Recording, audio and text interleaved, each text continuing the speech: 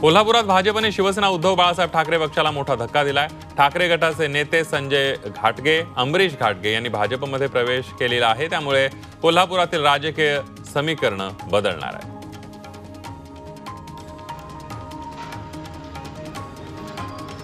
सांगलीच्या मौजे डिग्रजमध्ये स्वतंत्र भारत पक्षानं महायुती सरकारच्या जाहीरनाम्याची होळी केली आहे। शेतकरी कर्जमाफी आणि शेतीमालाला हमीभाव देण्याच्या मागणीसाठी आंदोलन करण्यात आलं आहे। सांगलीच्या कुरपळमध्ये आंतरराष्ट्रीय कुस्त्यांचा थरार रंगला। यावेळेला भारताचा गौरव मछवाडा या पैलवानानं इराणच्या अमीर मोहम्मद या पैलवानाला चितपट केलंय। हनुमान यात्रेनिमित्त आंतरराष्ट्रीय कुस्ती स्पर्धेचं आयोजन करण्यात आलं होतं। सांगलीच्या बिसूरमध्ये राज्यस्तरीय प्रो कबड्डी स्पर्धा पार पडल्या। स्पर्धेमध्ये मुंबई, ठाणे आणि पुण्यासह राज्यातील 15 संघांनी सहभाग नोंदवला। हनुमान व्यायाम मंडळाच्या वतीनं स्पर्धांचं आयोजन केलं होतं।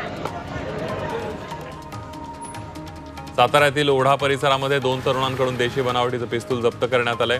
या पिस्तुलाचा कोणताही परवाना नसल्यामुळे त्यांच्यावर कारवाई करण्यात आली आहे। आरोपींकडून 1,25,000चा मुद्देमालही जप्त करण्यात आलाय।